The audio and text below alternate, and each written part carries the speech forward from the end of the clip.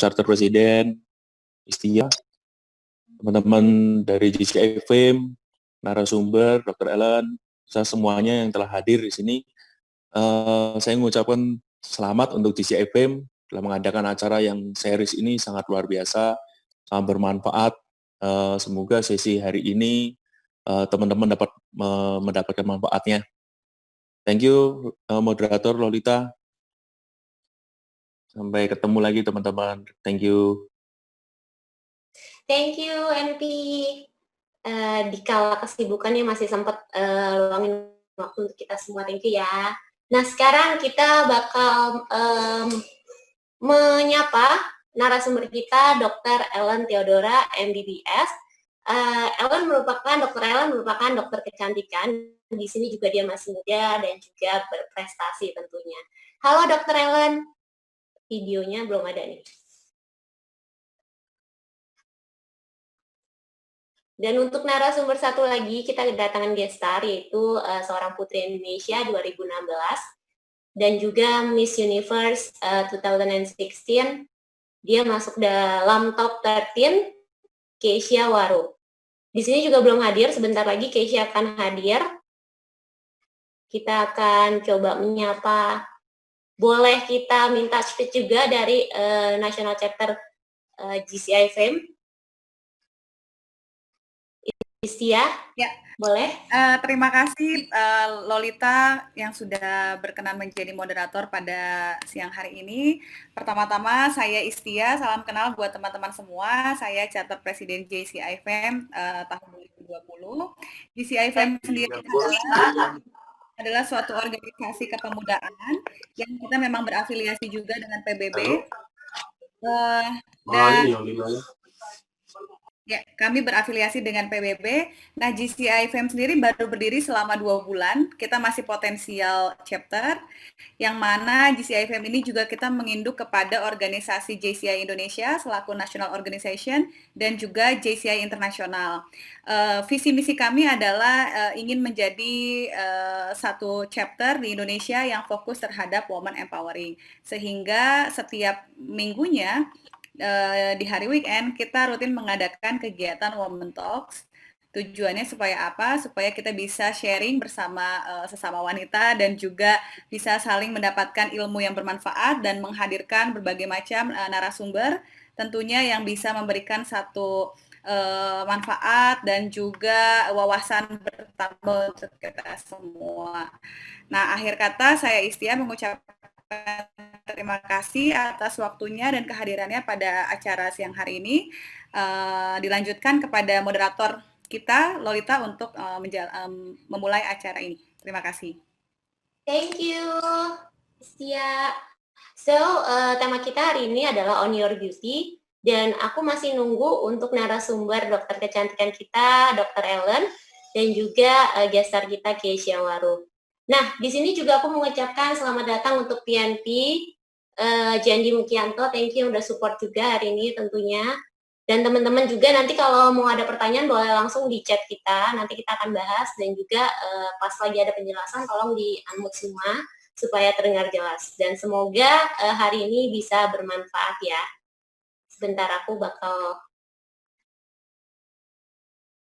Dr. Ellen.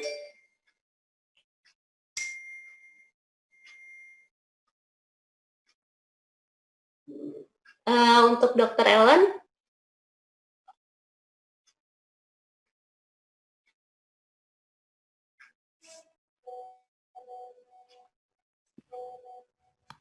nah, mungkin belum connect, belum ada suaranya. Untuk Dr. Ellen, ada lagi sebentar, lagi keluar sebentar, nanti kita akan menyapa juga. Dan mungkin di sini juga boleh kasih sedikit speech dari PNP Jandi. Nah, ini udah masuk gestar kita, Keisha Putri Indonesia 2016, sekaligus Miss Universe Top 13 2016 ya. Halo. Halo Keisha. Hai. Hai, kamu cantik sekali hari ini. Kamu saja, terima kasih. Dan di sini juga boleh menyapa teman-teman kita yang udah hadir semua di sini. Ini ada Keisha Maru dan dia juga lagi hamil nih. Dengar-dengar lagi mengandung berapa? Apa kabar semua perempuan-perempuan yang sudah tergabung? Hai Dr. Ellen. Halo, dengar nggak sekarang? Halo? Dengar. Ya, aku Tadi dengar. oh, ada juga. Halo semuanya. Hai.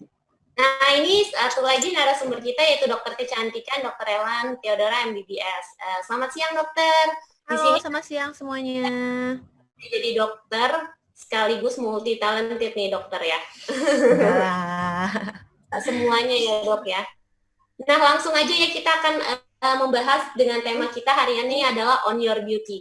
Dari aku akan coba tanya ke Dr. Ellen karena di sini pakar kecantikannya ya. Langsung aja ya dok ya, kita akan chit-chat sebentar.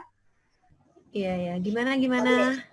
Aku mau nanya nih, kan sekarang lagi pandemi corona dan kebanyakan wanita-wanita nih kebanyakan di rumah. Tapi bukan hanya wanita sih, sebenarnya semuanya juga kebanyakan di rumah kan. Gimana caranya menjaga penampilan supaya tetap shining terus juga mengagumkan, tetap cantik? Itu tipsnya gimana dok untuk Dr. Ellen sendiri? Ya, kalau dari aku sendiri sih sebenarnya ya, semua orang itu kan cantik. Nah, tapi yang penting itu adalah bagaimana cara kita mau merawat supaya kecantikan kita tuh tetap apa adanya. Nah, salah satu yang paling sering dilupakan, terutama selama work from home ini nih, selama hashtag di rumah aja, itu kebanyakan jadi pada males skincare-an, jadi pada males kerawat, karena mereka pikir ya udahlah ya kan di rumah juga, kayak nggak ketemu orang, jadi kayak udah mulai bermalas-malas ria. Nah itu sebenarnya konsep yang salah banget dan harus banget diperbaiki. Jadi kayak tetap harus juga nih merawat diri, tetap harus skincare walaupun nggak ketemu orang, tapi kan kulit kita tetap beregenerasi juga setiap harinya kan, tetap berjalan terus. Jadi harus tetap dirawat. Kemudian juga biasanya nih karena di rumah terus, jadi jam tidur berantakan, makan gak kejaga, olahraga jadi bolong-bolong. Jadi itu juga semuanya mempengaruhi ternyata ke kondisi kulit kita.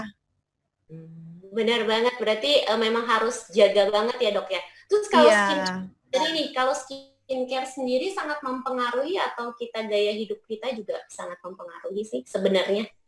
Oke, kalau aku sendiri sebenarnya suka bilang tuh 50-50 ya, karena istilahnya kan apa yang kita makan itu kan juga yang bisa mempengaruhi sama kulit kita, sama kondisi tubuh kita. Jadi sebenarnya tuh 50-50 juga nih Lolita. Nah, biasanya skincare itu sebagai tambahan. Istilahnya kayak buat nutrisi sehari-harinya. Kayak kita sehari-hari deh, kita butuh makan, kita butuh minum, kita butuh istirahat, begitu juga dengan kulit kita. Jadi tetap harus dirawat juga. Nah, biasanya memang setiap orang itu memiliki kebutuhan yang berbeda-beda nih. Misalnya mungkin Lolita sama kulit aku tuh beda tipenya, jadi skincare kita juga mungkin berbeda. Masalahnya pun berbeda. Apalagi kayak misalnya Keisha nih yang lagi hamil, kan juga pasti skincare-nya juga butuh berbeda lagi ya maksudnya daripada yang waktu kamu biasanya sama sekarang lagi kondisi hamil juga tentunya akan ada perubahan-perubahan skincare lagi. Tapi yang paling penting itu yang harus kalian perhatikan, itu yang penting harus tetap rajin, kayak sabun cuci muka, harus dari kayak pakai moisturizer, pakai sunblock, itu wajib banget digunakan. Oke. Nah, untuk Keisha sendiri nih, mungkin lagi hamil juga, mau tanya-tanya sama Dr. Ellen langsung juga boleh ya. Dan di sini juga, ya teman-teman Keisha juga nggak bisa ikut kita sampai acara selesai karena dia juga super sibuk nih, katanya mau syuting lagi. So, thank you udah ada waktu di sini, dan mungkin Keisha mau kasih sedikit, mau tanya-tanya Dr. Ellen atau mau langsung aku kasih pertanyaan sama Keisha nih? Oh, aku tanya dulu ya sama Dr. Ellen, udah gak sabar nih. Bu hamil pertanyaan banyak banget.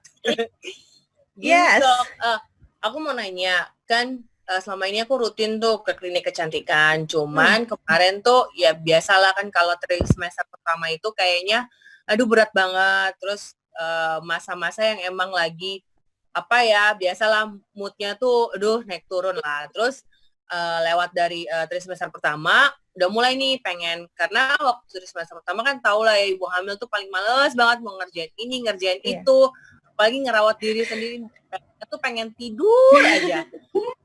Kemarin aku dari kemarin pengen nanya gitu loh, aduh aku belum pernah ke klinik kecantikan nih semenjak tahu kalau aku ternyata hamil, dan Kalau dari dokter Ella sendiri, kalau misalnya orang hamil itu boleh nggak sih ke klinik kecantikan gitu? Kalau misalnya boleh, apa aja treatmentnya? Terus kalau misalnya nggak boleh, berarti tunggu sampai lahiran atau seperti apa?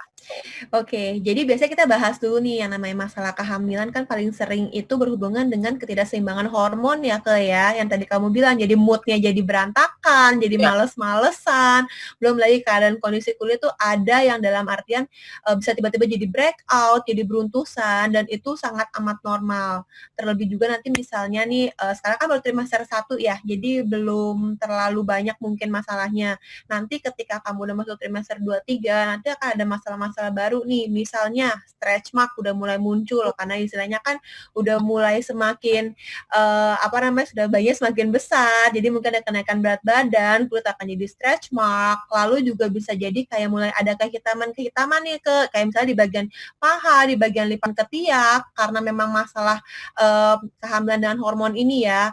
Belum juga nanti ada juga nih masalah yang kayak kecil-kecil kayak kita bilang tuh kayak kutil gitu loh nanti kalau misalnya muncul pun kamu jangan khawatir, jangan kaget, itu semua normal karena memang adanya ketidakseimbangan hormon ini. Nah, kalau pertanyaan lebih lanjutnya, kira-kira apa aja yang boleh kamu kerjakan di klinik kecantikan itu, bisa kamu perhatikan seperti ini. Kalau misalnya lagi hamil, memang sebaiknya tidak disarankan untuk melakukan semua jenis treatment. Tapi ada beberapa nih skincare yang bisa kamu gunakan. Yang pasti jangan cari yang ada kandungan aktifnya. Kandungan aktif itu misalnya yang kayak kandungan retinoic acid, yang ada kandungan HQ-nya, itu harus kamu hindari. Walaupun memang beberapa jurnal masih mengatakan tidak terlalu berdampak kepada bayi, tapi kan yang namanya seorang ibu, apalagi biasanya baru hamil pertama, pasti biasanya was-was banget ya, kayak semua tuh nggak berani nyobain, nggak berani ngapa-ngapain. Nah, terus juga kalau misalnya kamu ke klinik yang bisa kamu lakukan, itu misalnya kamu boleh facial itu masih totally aman. Facial. Jadi yang penting facial itu masih oke, karena facial kan biasanya cuma dibersihin aja mukanya. Memang kadang-kadang tapi kalau udah hamil udah mulai lumayan besar, mungkin harus diperhatikan karena biasanya kalau lagi di facial itu kan sakit ya Kak ya. Itu bisa tiba-tiba menimbulkan kontraksi. Kontraksi-kontraksi ini yang biasanya tidak diharapkan karena biasanya kan mungkin karena terlalu sakit jadi kayak lebih cepat mules atau gimana, itu yang biasanya orang khawatirkan. Tapi untuk awal-awal just do it ya gently aja, facial boleh kerjain, skincare kamu boleh perhatikan kira-kira kandungan-kandungan yang harus lebih pay attention ke hal-hal kecil itu sih. Paling sisanya yang bisa kamu kerjakan ya tetap jangan malas cuci muka, pakai sunscreen itu boleh, terus jaga makan, terus juga biasanya paling kalau aku kayak saranin jangan suka megang-megang wajah, apalagi kalau misalnya kayak ada jerawat kan kadang kita suka gatel ya kayak aduh di kecil kayak pengen dipegang-pegang, yang ada malah nanti tuh jadi lebih gampang peradangan, malah jadi jerawatan, nanti malah stres lagi kan. Jadi sebisa mungkin memang harus dijaga sih, jangan iseng tangannya, terus ya makan sehat, minum air putih, istirahat yang cukup sih. Itu aja, jangan terlalu stres dulu. Tapi kalau masker boleh kan, Dok? Masker boleh dikerjakan. Masker Korea itu kan maksudnya kan? Gitu kan kadang-kadang udah malam, kayaknya pengen dingin gitu mukanya kan nggak mungkin ditampalin pakai kan Dok. Jadi emang itu pakai masker, cuman udah beli selama ini cuman takut aja boleh nggak ya, masih kayak ragu gitu loh. Kamu lihat aja kira-kira kandungan itu, jangan cari yang ada kandungan aktifnya. Biasanya kan nanti biasanya dilihat sih, biasanya cari yang mild aja sih. Kayak cari yang buat yang ada hyaluronic acid tapi kayak dilihat dulu berapa persennya. Sebaiknya sih diperhatikan, kalau perlu 1 sampai 2 minggu sekali aja itu udah cukup. Jangan terlalu sering juga. Karena kadang kulit yang terlalu lembab pun juga nanti takutnya malah jadi memicu jerawat. Gitu. Sama karena kamu sering make up yang pasti jangan lupa males untuk bersihin make up, double cleansing itu wajib. Ya. Baiklah. Karena emang tiap hari make up harus dibersihin. Iya, cuma kan kadang kan takutnya males kan, kayak atau mood ibu-ibu sih males. Di sini juga ada member kita yang lagi hamil, chapter Istia, sama hamil, jadi dia udah menjawab nih pertanyaannya dari Kesia. Oke, ya. Nah, Kesia udah jelas kan ya dari Dr. Ellen, nanti kalau misalnya ada pertanyaan boleh langsung DM karena kalian temenan kan? Temenan juga ya. Iya, Cici. Boleh langsung DM. Oke, lanjut ke tanya ke kamu nih ya. Kan kamu merupakan ikon dari Indonesia, seorang putri yang memang kalau dibilang kecantikan itu sangat erat ya hubungannya sama kamu ya. Nah, apa sih menurut kamu sendiri apa sih arti kecantikan untuk wanita Indonesia? Seperti apa dan tipsnya gimana? Kalau dari aku sih kecantikan menurut versi aku itu kecantikan yang keluar dari dalam diri contohnya kayak attitude kita, pembawaan kita, karena kecantikan itu kan pasti yang pertama dilihat oleh orang adalah bagian luarnya dulu. Kalau mau dibilang cantik, semua perempuan tadi Dr. Ellen bilang sudah dikatakan bahwa memang dari dulunya udah cantik, dilahirkan tuh udah cantik dan berkah dari Tuhan. Dan kalau misalnya kecantikan yang awal dilihat oleh orang adalah pertama fisiknya dulu, itu tidak bisa dipungkiri. Nah, saat fisik itu terlihat ke kita, namanya perempuan ya makanya penampilan itu yang harus dijaga. Aku juga belajar sewaktu aku menjadi putri itu tuh kecantikan itu yang memang benar-benar orang bisa melihat kita tuh enak dipandang. Meski keluar, kalau bisa bisa berdandan meskipun hanya tipis-tipis aja sedikit. Dan ya di sisi lain adalah bagaimana kelakuan kita atau attitude kita. Karena pada saat ketemu dengan orang, selain dari fisik kita dilihat, yang kedua adalah attitude kita. Pada saat kita conversation dengan orang, berbicara dengan orang, ini orang dalam tanda kutip belagu nggak sih, kok diajak ngomong kayaknya udah tinggi banget ya, udah kayak sombong banget nggak ya, sombong banget ya. Selain fisik kita yang memang harus sopan, rapi, termasuk dengan cara berpakaian kita, kedua juga dengan cara attitude kita, bagaimana membawa diri kita kemanapun kita ketemu orang itu langsung, wah nih orang enak ya diajak ngobrol gitu. Memang semua itu nggak mudah, tapi kalau kita mau belajar pasti bisa. Jadi kecantikan dalam diri yang terpenting buat kita, karena pada saat kita ketemu orang, hal yang pertama akan dilihat adalah bagaimana cara kita memperlakukan orang lain, seperti itu. Wow, luar biasa ya kalau jawaban seorang putri yang memang menurut aku sih behavior itu penting banget ya. Selain muka udah cantik, ini kalau putri yang 2016 ini juga behaviornya luar biasa ya. Gila, Cici. Dari dulu dia nggak berubah soalnya ya Lolita ya. Makasih. Udah di. Iya.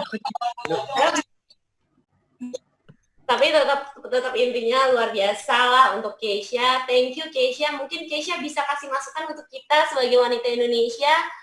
Masukannya apa nih? Untuk GCI Fem juga masukannya apa nih? Karena bentar lagi Keisha mau cabut, mau pergi syuting nih ya. Ya, maaf aku. Kalau dari aku sendiri untuk perempuan Indonesia, untuk GCI Fem adalah tetap menjadi wanita yang punya pendirian yang teguh, karena kadang kalau mau dibilang banyak sekali wanita-wanita Indonesia yang kadang orang menganggap sebelah mata. Sebenarnya wanita Indonesia itu punya potensi yang sangat banyak yang sebenarnya belum digali. Jadi diperlukan yang namanya percaya diri wanita-wanita Indonesia. Meskipun wanita Indonesia kebanyakan perempuan-perempuannya sudah ada yang menikah, itu nggak masalah, nggak ada yang bilang gue udah nikah nih, gue nggak enak mau ngelakuin sesuatu hal yang kadang-kadang gue nggak ada yang seperti itu. Sebenarnya semua wanita itu bisa mengeluarkan potensinya dalam keadaan apapun statusnya pada saat sekarang perempuan Indonesia. Jadi menurut aku tuh harus mengeluarkan bagaimana cara percaya diri kita. Kedua, balik lagi ke behavior kita sebagai perempuan Indonesia. Ketiga, menggali setiap apapun sebagai perempuan Indonesia, bahwa perempuan Indonesia tuh wanita yang kuat, wanita yang mandiri, dan wanita yang bertanggung jawab. Oke, pokoknya intinya wanita Indonesia tuh harus punya behavior yang bagus, selain kecantikan ya, dan juga tentunya kalaupun pengen apa harus digali talentnya. Seperti itu. Siap. Oke, nah Nah, sebelum Keisha pamit, kita boleh kasih, kita nanti akan kasih sertifikat untuk narasumber kita. Ini ada virtualnya dulu, nanti aslinya aku kirim kamu ya, Kei ya. Untuk Cici. chapter Istia boleh show sertifikatnya. Nanti dikirim lewat email aja ya. Kita langsung sesi foto aja kali ya. Oke. Ya. Ya, foto siapa? Yang mau foto bareng? Ya, teman-teman yang bisa dinyalakan videonya boleh supaya kita bisa foto bersama. Oke. Wah, kita kehadiran LP Aki dari GCI Bandung. Dan ini juga ada Gracia juga Miss Supranational. Hai, di Beijing. Oke. Kita foto ya, hitungan ketiga ya. 1, 2, 3. Oke, satu kali lagi ya. 1, 2, 3. Ini kok banyak bayi ya? GCI Junior. Banyak bayi. Keisha, thank you. Oke. Keisha, thank you banget. Ya, Time, kalau punya waktu lagi, kita boleh lagi ya buat jadi inspiration wanita untuk GCI FM dan seluruh wanita ini. Sukses selalu buat kandungannya. Ya.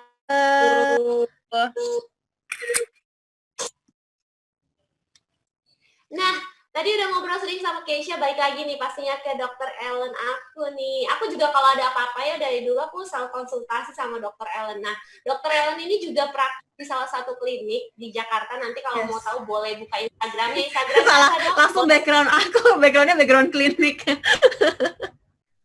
Nanti boleh sebutin Instagramnya, Dok, kalau ada yang mau tanya-tanya lebih lanjut. Kalau ini acara udah habis, boleh langsung ke Dr. Iya, ya. boleh banget. Kebetulan aku kerjanya di sini di Maharis Klinik. Mungkin kalau ada yang udah pernah dengar, saat ini baru di Jakarta aja sih. Dan kebetulan kita juga ada konsultasi online. Jadi kalau misalnya belum pernah datang atau belum bisa datang juga ke klinik, feel free, kita ada konsultasi online-nya. Jadi nanti bisa WhatsApp-an 24 jam juga sih, tapi anyway kayak maksudnya masih tetap bisa untuk dikomunikasikan untuk konsultasi lewat WhatsApp, jadi tetap bisa merawat diri walaupun dari rumah, dari jarak jauh. Iya, nah apa namanya, kan aku mau nanya lagi nih, tadi kan seputar menjaga kecantikan baik dari luar ataupun dari gaya hidup ya, Dok ya? Betul ya? Iya, benar banget. Nah, aku tadi setuju juga tuh nih, sama kalau teman-teman di sini kalau ada tanya boleh langsung. Halo? Setuju sama Keisha ya? Iya, udah kedengeran, halo? Oh, iya.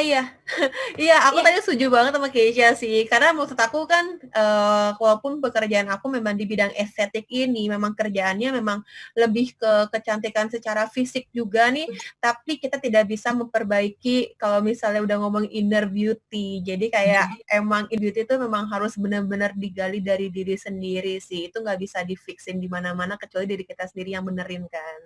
Walaupun mau cantiknya kayak apa, tapi kalau innernya itu nggak cantik, jadi terlihatnya nggak cantik ya, Dok ya? Betul ya? Itu harus balik lagi ke diri sendiri sih kalau masalah ngomongin inner beauty. Iya. Oke, baiklah. Kita bakal mau tanya lagi nih, kalau untuk teman-teman yang mau tanya seputar kecantikan ataupun seputar apapun yang berhubungan dengan Dr. Ellen sendiri, boleh langsung. Dr. Ellen juga selain kecantikan juga bisa kan nih? Bisa kan ya? Bisa nanya-nanya. Selain kecantikan juga bisa nanya-nanya berhubungan dengan kedokteran. Oh, basicnya kan memang dokter umum juga dulu awalnya kan ya tetap sekolahnya dari dokter juga kan, dari dokter umum, baru akhirnya aku memutuskan untuk menspesialisasikannya di bidang estetik ini. Gitu. Nah, ya aku mau nanya nih, seberapa penting sih sebenarnya kan kalau sekarang itu kayak kan pada nggak bisa keluar treatment gitu kan. Nah, gimana caranya kalau mau treatment sendiri di rumah, selain tadi pakai skincare, apakah ada yang lain, misalkan maskeran ataupun seperti apa, Dok? Iya, yang pasti tetap sih skincare di rumah tuh tadi kalau aku biasanya suka pakainya cuma 3 step ya, kalau Korea kan biasanya sampai 7 step tuh. Kalau aku sendiri yang penting itu sabun cuci muka, terus harus pakai kayak serum atau anything moisturizer buat ngebantu melembabkan kulit, terus yang terakhir itu pakai sunscreen. Walaupun kita di rumah aja, itu tetap butuh banget menggunakan sunscreen untuk melindungi kulit kita dari sinar matahari, dari UV light yang ada di rumah. Jadi itu benar-benar ngebantu banget nih terutama untuk kita yang wanita-wanita ini yang menolak untuk terlihat tua ya. Kita pengennya tetap terlihat muda dan sehat dan cantik kan tentunya. Jadi benar-benar skincare itu menurut aku sangat amat penting sih walaupun dari rumah dan diem di rumah aja tetap harus nggak boleh di skip sama sekali. Oke. Nah, kalau skincare yang aman itu gimana sih dok ceritanya? Skincare yang aman, misalkan amannya mungkin udah terdaftar BP POM atau apa, itu gimana sih kita ngelihat skincare yang aman untuk dipakai gitu? Iya, kalau itu sih udah pasti ya, kalau misalnya memang sebaiknya jangan terlalu mudah terpercaya sama produk-produk yang dijual bebas, karena istilahnya kan banyak banget memang kalau misalnya kita gampang banget ya nemuin skincare itu kayak di mana aja tuh bisa tiba-tiba lagi buka Instagram nongol di advertisement-nya, atau kita lagi nonton YouTube juga bisa ada tayangan iklannya. Jadi sebaiknya sih memang harus dilihat lagi nih, harus rajin-rajin nge-review juga, kira-kira itu beneran bagus apa enggak sih, lihat dari sumbernya terpercaya apa enggak sih. Terus juga kalau misalnya dari aku biasanya jangan terlalu percaya juga sama temen. Kenapa? Karena kondisi kulit kita tuh beda-beda. Tadi aku bilang makanya kondisi kulit aku sama kondisi kulitnya Lolita pun belum tentu sama.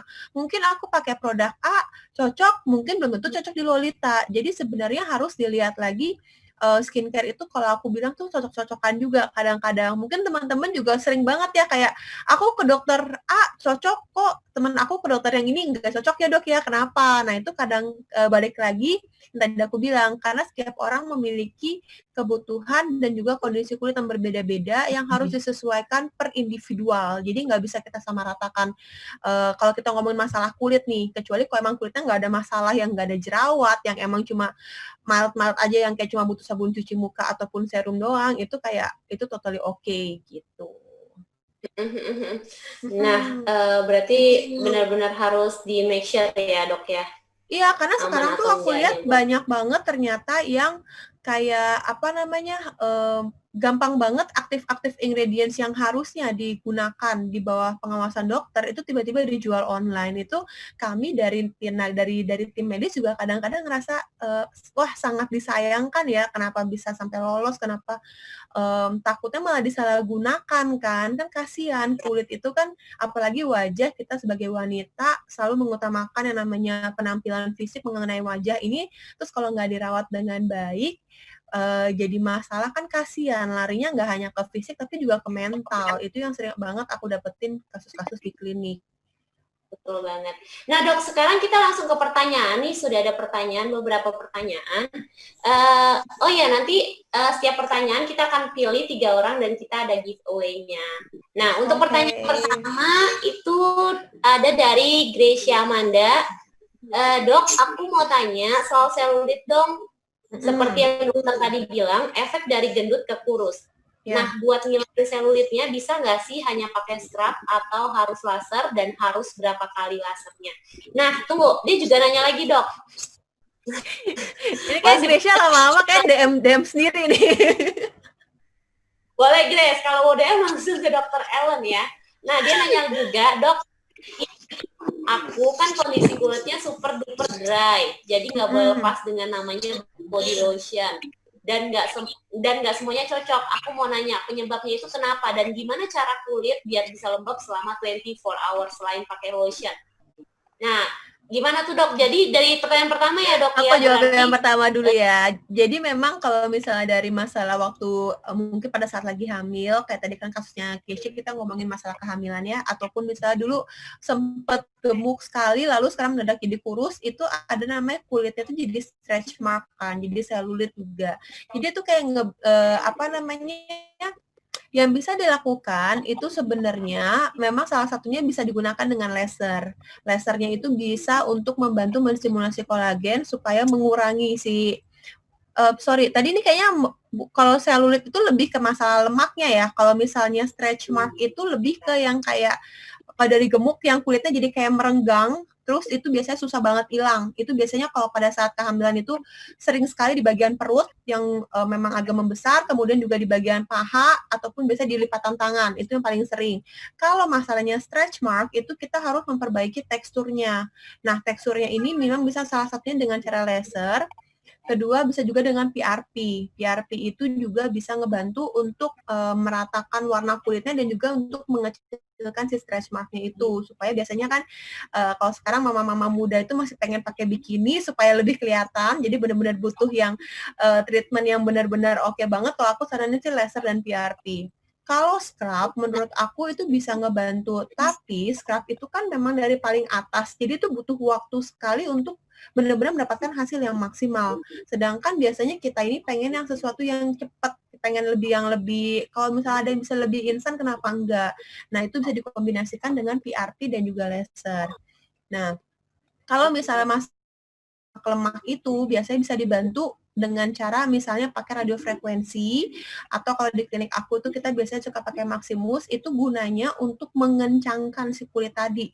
Jadi kan ada orang yang udah gemuk jadi kurus, biasanya kulitnya tetap masih kayak ngegloyot-gloyot gitu kan. Nah, itu butuhnya untuk di-tightening. Jadi butuhnya untuk dikencengin. Dikencengin itu juga memiliki ada beberapa cara. Biasanya di setiap klinik itu pun juga beda-beda. Biasanya ada yang ngasih kayak untuk cool scalp, atau misalnya untuk true scalp, ada juga kayak sculpture atau Maximus atau radiofrekuensi, itu banyak banget alat-alatnya. Tapi sebaiknya memang dikonsultasikan dulu, karena kita harus tahu nih kulit kamu itu butuhnya lebih cocoknya yang mana untuk disesuaikan dengan kondisi kulitnya. Jadi mudah-mudahan bisa menjawab. Kalau untuk berapa kali lasernya pun tergantung, balik lagi kondisinya seperti ini. Aku pernah dapat waktu itu dia baru hamil, jadi dia waktu itu 6 bulan setelah melahirkan, dia langsung datang ke klinik. Jadi kita treatment, itu dia hasilnya lebih bagus, kayak 4-5 kali itu udah bagus banget untuk masalah si stretch mark dan selulitnya ini. Nah, berbeda sama ada yang pernah datang, tapi dia kayak 2 tahun setelah melahirkan. Nah, yang 2 tahun setelah melahirkan itu istilahnya kulit kita kan udah terbiasa dengan kondisi itu, jadi butuh waktu lebih banyak lagi untuk mengembalikan kondisi kulit ke awal mulanya. Jadi memang sebaiknya segera mungkin datang ke klinik, itu hasilnya pun pasti akan lebih maksimal. Seperti itu. Lalu kalau untuk dry, super dry, jadi kulitnya tuh kering. Nah, kalau untuk yang kulit yang super dry, itu biasanya banyak banget penyebabnya nih, Gracia. Jadi sebenarnya harus kamu lihat juga. Paling sering itu memang apakah kamu emang ada genetiknya, emang dari kayak emang keturunan dari kecil itu memang udah kebiasaan kulitnya terlalu kering. Kedua, mungkin produksi ya, ada satu sebutan itu namanya ceramid. Itu biasanya ceramid itu yang ngebantu untuk menjaga kelembaban kulit, dan biasanya diproduksi sama tubuh kita sendiri. Nah, mungkin pabrik produksinya si ceramid di kulit kamu ini juga kurang. Itu yang menyebabkan akhirnya kulit kamu jadinya kering terus-terusan. Lalu biasanya juga memang karena produksi minyaknya pun juga berkurang karena masalah dengan si ceramidnya ini. Nah, bagaimana caranya memang untuk tetap melembabkan si kulit, memang harus menggunakan si lotion ini. Ini salah satu caranya. Tapi kamu pilih lotionnya juga, ada moisturizer itu ada 3, kalau nggak salah ada humectant, ada occlusive, satu lagi aku lupa, tapi kamu harus pilih yang bentuknya tuh cari yang krim. Kenapa? Karena yang krim itu supaya dia nempelnya itu lebih lama. Kemudian dikembangkan dengan perbanyak minum air putih. Itu ngebantu juga untuk menjaga kelembaban kulit kamu. Tapi kalau misalnya ternyata tetap masih kering juga, harus kamu perhatikan juga yang lainnya. Misalnya, kamu emang lebih sering di dalam ruangan ber-AC, itu juga membantu kulit jadi lebih cepat kering. Kemudian juga mandi kalau bisa panas, itu juga mempercepat penguapan air pada kulit nih. Jadi kulit kamu juga jadinya lebih gampang, lebih kering. Jadi benar-benar memang harus digunakan si lotion ini. Kalau permasalahannya hanya di bagian wajah aja, treatment yang bisa aku sarankan itu bisa kamu gunakan skin booster. Jadi skin booster itu nanti disuntikin di bagian wajahnya satu-satu itu, Jadi kita kasih nutrisi, kita kasih hidrasi ke dalam kulit, dan itu bisa bertahan sekitar 6-9 bulan kalau kamu kerjakan setiap bulannya di klinik. Jadi itu ngebantu untuk hidrasi dari dalam. Jadi kita suntikin ke pabrik seramidnya itu supaya dia memproduksi pelembab sendiri, supaya tetap kelembapannya pun bisa tetap terjaga di dalam kulitnya itu sendiri gitu. Oke, semoga Gracia jelas ya. Kalau misal belum jelas, boleh langsung tanya. Dan kalau mau juga langsung di sini juga boleh ya. Bisa langsung dokter. IG-nya apa dok? Oh ya, IG aku nih @ellentheodora. Boleh nanti diinin aja. Teret. Atau di chat ya. Dan selanjutnya tadi ada yang nanya. Selanjutnya ada nanya dari chapter Istia. Dia nanya, dok, kenapa sih lebih milih ke dokter? Maksudnya ke dokter dari umum ke dokter kecantikan. Kenapa? Oke. Sebenarnya perjalanan memilih dari dokter umum ke estetika itu juga nggak mudah ya, karena dari yang namanya kita dulu masih muda kan kayak banyak mimpi, kita pasti pengen coba A, B, C, D, E, F, itu aku dulu banyak banget, aku dulu dari pengen jadi dokter anak, pengen jadi dokter kandungan, pengen jadi dokter tulang, dan berakhirnya di sini di estetika, pertama karena memang keinginan orang tua, kedua juga aku juga emang aku mikir ke depan juga sih dengan jam kerja dan passion aku ke si estetika ini.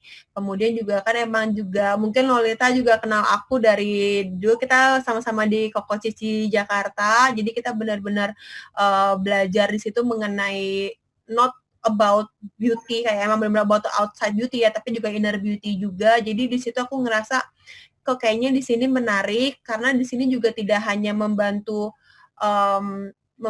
orang itu untuk lebih atraktif juga secara looks, tapi juga ternyata aku tuh banyak belajar dari pasien-pasien aku mengenai inner beauty-nya mereka, di mana mereka kayak ngerasa down karena beauty dari luar yang kayak dari masalah jerawat itu bisa mempengaruhi mental seseorang sampai mereka bisa sampai depresi, bisa sampai down banget. Itu menurut aku sih menyentuh sekali, dan akhirnya aku mutusin aku kayaknya bakal mendalami di sini lebih dalam sih, dan sampai saat ini aku udah di tahun keempat di bidang estetika ini, jadi masih tetap belajar juga karena wanita-wanita ini memang setiap harinya tuh banyak banget updatean yang harus aku pelajari juga nih, kayak gini-gini kasusnya kan. Gitu sih. Nah, kalau dari segi ekonomi, emang kalau dokter kecantikan bukan yang memang mau segi apapun pandemiknya, mau kita pandemik seperti ini pun ekonomi dokter kecantikan juga kayaknya menurut aku oke ya. Karena memang karena bukannya ada duit, tapi pengen cantik, terkadang tuh kayak jadi harus pergi ke dokter nih gitu, harus beli ini nih itu, gitu nggak sih dok? Enggak juga sih, sebenarnya kalau mau ditanya jujur masalah pandemi ini, saya rasa semua sektor pastinya terpengaruh ya, tidak terkecuali si bidang estetika ini, karena waktu itu juga aku juga dirumahkan, kayak kita 1 minggu itu 6 hari kerja biasanya tiba-tiba dirumahkan jadi cuma 2 kali seminggu waktu itu, bahkan sempat kan harus ditutup juga karena dari Pemprov tidak mengizinkan ya, karena estetika itu bukan sesuatu yang urgensi kasusnya, jadi emang kayak yang bukan, waduh aku jerawatan nih, aku harus banget ke dokter kayak detik ini juga, itu kan nggak diwajibkan, jadi memang kita tidak boleh buka juga. Paling yang bisa jalan itu tetap karena tanda kutip skincare dari rumah ya, jadi kita apotek itu tetap buka, karena istilahnya kan ya krim-krim itu kan nggak bisa berhenti dan harus ada orang yang tetap memproduksi krim-krim tersebut kan, jadi tetap ada pengantaran juga. Paling di situ sih, tapi kalau untuk datang ke kliniknya, bahkan sampai detik ini pun kita batasin nih Lolita, jadi kayak nggak bisa sembarangan datang, itu harus wajib appointment, terus juga dibatasin, dan kayak bener-bener suasananya tuh sekarang tuh beda banget. Kita kerja pun tetap harus menggunakan si hazmat yang baju astronot itu, harus pakai masker, harus pakai face shield. Karena istilahnya kan kita juga deket banget nih sama pasien kan. Kalau misalnya kita kerja itu benar-benar dari wajah ke wajah gitu kan, yang kita amit-amit nggak mau lah sampai kena atau gimana, walaupun kita udah melakukan pencegahan pada saat pasiennya datang, kita tanyain dulu mengenai historinya, ada riwayat keluar kota enggak, ada riwayat sakit atau enggak, tapi kan seiring waktu kita juga sama-sama tahu bahwa sekarang COVID ini pun ada yang namanya OTG, orang tanpa gejala, jadi tetap lebih harus waspada sih dengan new normal ini. Oke, thank you dokter. Nah, sekarang ini kalau ngomongin tentang kecantikan tuh pertanyaan banyak dok. Jadi kita akan bahas pertanyaan selanjutnya. Dok, aku mau nanya ini dari Oktaria Fadila. Yeah. Dok, aku mau tanya, bolehkah ibu menyusui menggunakan lotion keseluruhan tubuh? Yang kedua, untuk ibu menyusui. Dan yang ketiga, bolehkah melakukan treatment perawatan untuk ibu menyusui? Sebenarnya tadi udah dijelas sedikit ya, mungkin ini lebih detailnya kali ya dok ya. Iya, jadi kalau lotion nggak ada masalah, aman-aman aja. Cuma biasanya mungkin yang harus diperhatikan itu karena misalnya masih menyusui, biasanya kan puting payudara itu kalau misalnya terhadap bayi kan biasanya kan dia langsung ngenyot ya. Nah itu takutnya kan yang mereka takutnya kan lotion nanti kemakan sama si baby, dok gimana gitu kan. Jadi paling kalau misalnya memang bisa, itu kan kita setelah kita menggunakan lotion tunggu sekitar 2-3 jam baru boleh menyusui si baby-nya itu untuk mencegah hal ini. Tapi kalau yang lain-lainnya sih masih aman. Kemudian untuk vitamin anti-aging, vitamin memutihkan aman nggak untuk ibu menyusui? Sekali lagi ini kalau menurut aku masih aman-aman aja. Beberapa jurnal bahkan mengatakan bahwa kayak misalnya turunannya vitamin A itu kayak retinol itu boleh dipakai. Kenapa? Karena retinol itu sebenarnya kan juga keturunan dari vitamin A. Sedangkan ibu hamil, ibu menyusui, bahkan kita kan juga butuh vitamin A. Tapi vitamin A yang kita pakai di wajah dan vitamin A yang kita minum itu kan konsentrasinya berbeda. Jadi sebenarnya masih aman-aman aja gitu. Kemudian treatment perawatan untuk ibu menyusui so far so good, nggak ada masalah.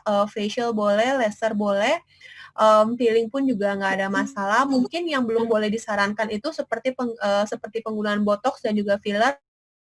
Tunggu sekitar 6-9 bulan gitu. Oke, semoga jelas ya jawabannya dari dokter Ellen. Nah, selanjutnya tadi aku ada yang kelewat pertanyaan dari Laila. Dok, sebenarnya penting nggak sih untuk treatment kulit secara rutin ke klinik atau dokter kulit?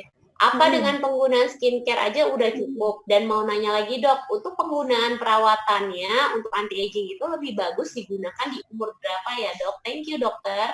Kalau aku sendiri ditanya umur berapa boleh merawat kulit, itu dari berapa aja boleh, karena kasus-kasus di pasien aku pun bahkan dari yang usianya 12 tahun pun itu juga udah ada. Karena sekali lagi usia kulit itu kan beda sama usia kita sebagai manusia ya. Jadi sebenarnya agak sulit untuk dibilang sih kayak umur 12 masih kekecilan, kasihan nggak sih pakai krim dokter? Kalau memang butuh, kenapa tidak? Toh pengobatannya pun kan di bawah pengawasan dokter.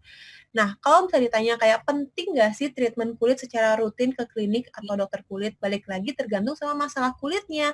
Kadang ada orang yang memang kulitnya tidak terlalu bermasalah. Misalnya dia cuma mungkin hanya kusam aja. Mungkin hanya bisa digunakan skincare biasa aja, why not? Tapi kalau misalnya ternyata kasus kamu nih udah kayak jerawatannya terlalu parah atau bekas jerawat itu sampai deglok banget sampai kamu nggak pede, atau misalnya kalau di aku kan juga ada masalah rambut dan juga masalah badan ya. Jadi tergantung sama masalahnya dulu nih, masalahnya tuh apa. Karena kalau misalnya skincare yang on the counter itu udah nggak bisa membantu masalah kamu, then I think you have to go to the doctor, gitu loh. Jangan malah menunda untuk beberapa saat, malah jadinya nanti terlalu terlambat untuk diobati kan, gitu. Jadi kalau ditanya penting nggak penting, balik lagi nih ke masalah kulit kamu, ada masalahnya apa enggak? Kalau misalnya nggak ada, ya udah pakai skincare yang on the counter aja gitu. Oke, semoga menjawab ya. Nanti kalau memang belum jelas, karena memang waktu kita terbatas, nanti bisa langsung tanya ke dokternya. Nah, aku mau nanya lagi nih, tadi ada pertanyaan juga, ini dari Yemima. Dok, aku mau tanya treatment untuk scar bagaimana? Nah, ini di sini juga scar kita harus lebih specified ya. Jadi kayak scar itu banyak banget nih masalahnya. Apakah scarnya itu memang kayak ada bentuk, kalau misalnya aku di sini nggak ada gambarannya. Jadi aku suka ada kayak ice pick atau kayak box scar atau rolling. Jadi kadang tuh kita kayak make up aja tuh kayak nggak ketutup gitu kan. Jadi kayak kelihatan banget teglok-tegloknya, teksturnya jelek lah. Jadi kayak mau di make upin setebal apapun tetap nggak bakal tutup. Nah, kalau scar seperti itu kan permasalahan pada tekstur kulit. Nah, tekstur kulit itu juga banyak nih terapinya, bisa dengan peeling, bisa dengan laser, bisa dengan PRP, bisa dengan suntik itu yang tadi aku bilang ada skin booster, ataupun juga yang paling baru ada namanya Salmon DNA. Jadi banyak banget pilihan-pilihan treatment yang bisa kamu lakukan untuk mengatasi scarnya. Tapi sekali lagi harus dilihat scarnya itu seperti apa. Jadi juga nggak salah nih. Kalau misal memang scar kamu terlalu dalam, well, dan kamu tetap harus butuh ke dokter sih untuk ditangani lebih lanjut. Tapi kalau misalnya kayak masih yang scarsnya itu, kadang orang suka bingung ya, kayak bekas jerawat kan dibilangnya scars. Tapi scarsnya ini bekas jerawatnya yang mana? Yang merah-merah, yang hitam-hitam, atau yang emang kayak jeglok-jeglok. Nah, itu harus dilihat lagi kasusnya seperti apa. Oke. Gitu. Nah, thank you dok. Ada pertanyaan lagi. Jadi kalau misal kecantikan itu nggak ada habisnya memang ya dok ya? Kayaknya nggak butuh waktunya lama ya? Nggak akan ada habisnya. Nah, selanjutnya dari charter aku nih, Istia.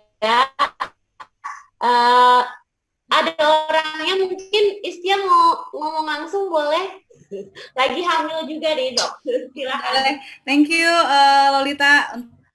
Tanya nih, ini kan kayaknya jadi satu problema dan momok yang sangat menakutkan buat perempuan khususnya yang lagi hamil terkait dengan stretch mark itu sendiri. Yang tadinya nggak ada, tiba-tiba ada muncul. Nah itu aku alamin sendiri. Jadi aku sekarang lagi di second trimester, baru mau ke 5 bulan, terus kaget gitu kan di paha kok ada garis-garis merah sekarang. Padahal aku rajin pakai stretch mark cream, rajin pakai stretch mark oil. Nah, tadi Dok Ellen sudah menyinggung bahwa untuk penyembuhannya kita bisa melakukan treatment seperti laser atau PRP dan lain-lain.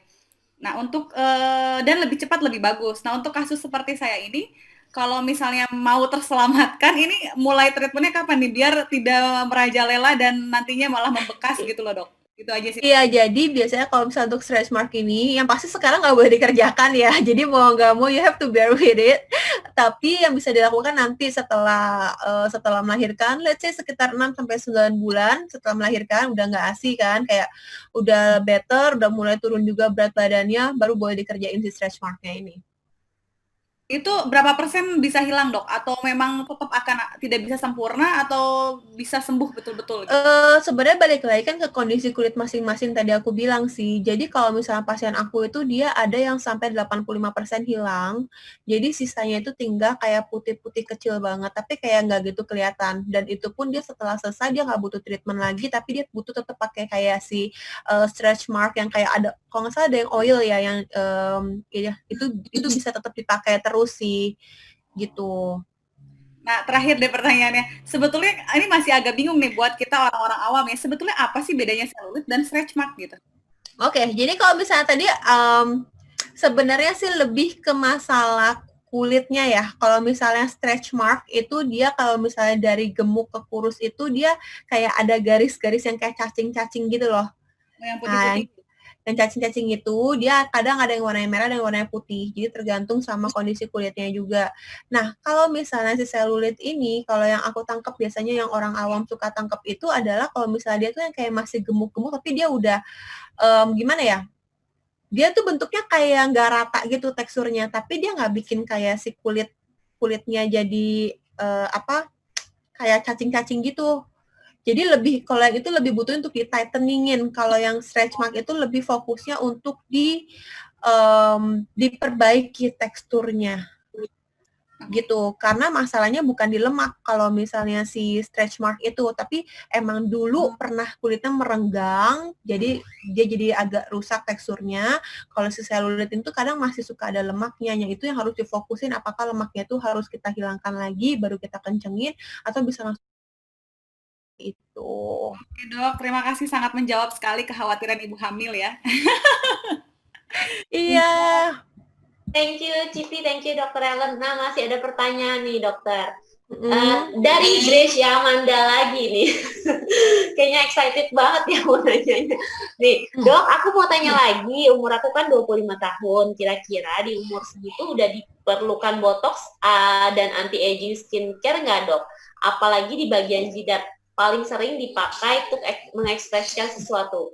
Kayak mengernyit dan lain-lain. Itu perlu nggak tuh, Dok? Botox atau anti-aging di umuran 25 tahun? Iya, jadi kalau misalnya ini ya, kalau misalnya botox itu kan sebenarnya kan dia tuh toksin ya. Sekali lagi dia tuh toksin, racun emang yang dimasukin ke dalam kulit itu untuk kita bilang melumpuhkan si otot. Yang paling sering itu biasanya memang di bagian dahi, ketika kita lagi mikir nih bagian sini di glabellanya, atau pas kita lagi senyum kayak suka ada di garis-garis sininya. Nah, biasanya juga kalau enggak di bagian dagu nih suka kayak ngerenyut kayak ini kayak jeruk-jeruknya. Atau biasanya kalau pada saat yang lebih muda itu pengen bikin lebih V-shape, dia suka suntikin tuh di bagian rahang sini, di bagian rahangnya. Nah, kalau botox ini dia tuh nggak ada patokan umur berapa, itu berapa aja boleh dikerjakan. So far, the youngest one itu aku pernah kerjain di usia 17 tahun. Ya, jadi kalau itu masalahnya memang masalah otot ya, jadi sebenarnya boleh-boleh aja dikerjain. Kalau misalnya kayak di bagian sini, di bagian tengah, di bagian ini, kalau memang belum ada kerutannya, biasanya nggak perlu dikerjakan, karena nanti takutnya malah terlalu kenceng. Kan ada tuh orang suka banget takut kan kayak, nanti mukanya kayak tante-tante yang nggak bisa digerakin, terlalu kaku atau gimana kan. Nah, itu balik lagi sebenarnya segala sesuatu yang berlebihan itu kan nggak bagus. Jadi memang kita sesuaikan lagi nih sama kondisinya. Kalau emang butuh, then we'll do it. Kalau misalnya nggak butuh, ya kita juga bilang enggak. Gitu sih sebenarnya. Oke, semoga menjawab ya, Grace. Nanti kalau ada lagi pertanyaannya dan waktu habis boleh langsung chat dokternya. Nah, Dok, ada lagi pertanyaan dari Hadianti Deliana. Saya mau nanya, aku kan pas hamil keluar bintik hitam kayak kutil kecil. Rencananya kan mau di laser gitu, sekalian pengen bakar tai lalat juga. Hal apa yang harus diperhatikan, Dok? Karena dengar-dengar kalau tai lalat ada potensi cancer kalau salah-salah treatment. Makasih, Dok. Oke, kalau misalnya untuk potensi cancer, sebenarnya semua orang pasti memiliki potensi kanker ini ya. Tapi kalau dari tai lalat, dari laser, itu untuk menjadi potensi cancer tuh kayaknya hal kecil banget. Yang perlu diperhatikan justru sebenarnya kalau aku sendiri, tai lalat itu kadang ada yang, besar banget atau yang terlalu kecil banget kan. Nah, itu tuh ada yang nonjol, ada yang enggak. Nah, itu yang harus kita benar-benar perhatikan. Efek samping paling jeleknya adalah kalau misalnya nanti kita benar-benar kita bersihkan, itu nanti dia berbekas. Nah, bekasnya itu kadang yang bikin orang jadinya malah nggak happy with the result. Jadi kadang bahkan kalau aku sendiri ada tai lalat itu nggak semuanya aku kerjain, nggak semuanya aku laserin, karena aku mau lihat dulu kondisinya itu seperti apa, apakah jenis ini bisa dikerjakan atau enggak. Dan itu nggak bisa dilihat cuma dari foto doang. Kadang-kadang tuh harus kita lihat, harus kita raba, kita lihat dari ukurannya juga, dan dia potensi berdarah atau enggak. Potensi cancer ini bisa kita pertimbangkan juga salah satunya, tapi biasanya harus benar-benar diperhatikan dulu. Jadi kita harus observe dulu, kalau misalnya aman baru kita kerjakan, gitu. Dan biasanya satu kali itu juga nggak semuanya bisa langsung hilang nih, jadi kadang ada yang harus beberapa kali dikerjakan, itu laser. Atau paling pilihan lain yang bisa kamu pertimbangkan seperti peeling dengan penggunaan TCA namanya, itu ngebakar dengan bahan kimia, tapi juga harus dilakukan beberapa kali, jadi nggak bisa sembarangan juga dikerjakannya. Oke, thank you dokter. So, waktu kita memang terbatas di sini. Nah, dari semua pertanyaan nih, kan kita ada giveaway untuk 3 orang. Nah, saya mau meminta untuk Dokter Ellen, terus juga Charter Istia, dan dari saya pribadi untuk memilih siapa yang akan menerima giveaway-nya. Mungkin dari dokter sendiri, dari pertanyaan itu, dokter pilih siapa nih? Aku bingung, semua nanyanya bagus-bagus. Exclude aku ya, Dok. Ya, udah mau nih ya kalau langsung nggak ini ya, langsung langsung diskualifikasi. Apa ya? Aduh, ini harus aku banget yang milih nih loh. Iya, satu pemenang deh. Dan dari pertanyaan teman yang bertanya pada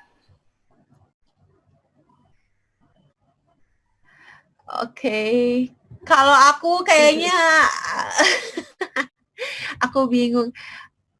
Kalau aku kayaknya sih aku akan milih Gracia sih. Dari tadi dia kayak lumayan aktif banget nanya terus soalnya. Excited banget ya about kecantikan.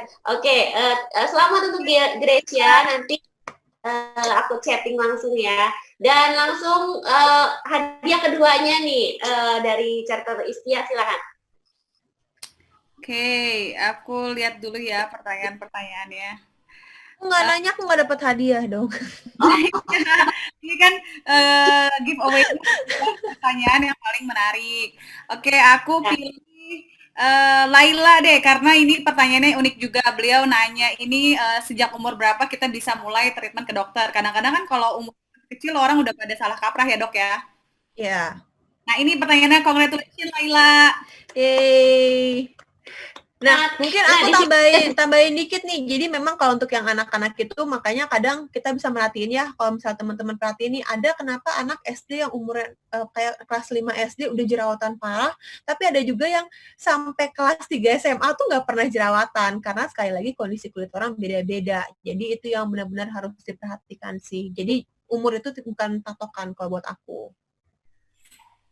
Oke, dan selanjutnya aku yang milih. Aku juga bingung nih kalau suruh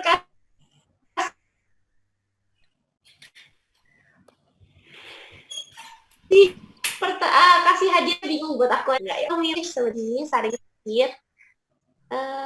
Nah, di sini sepertinya memang aku memilih untuk ke Oktaria karena memang pertanyaan seputar ibu hamil nih. Kayaknya di sini member kita banyak yang hamil apa udah hamil gitu ya. Selamat. Nah, dokter, selamat ya untuk para pemenang giveaway-nya. Nah, dokter punya pesan dan kesan untuk kita semua wanita Indonesia ataupun member GCIFM apa nih dok? Boleh disampaikan dari segi kedokteran ataupun segi pribadi dokter Ellen.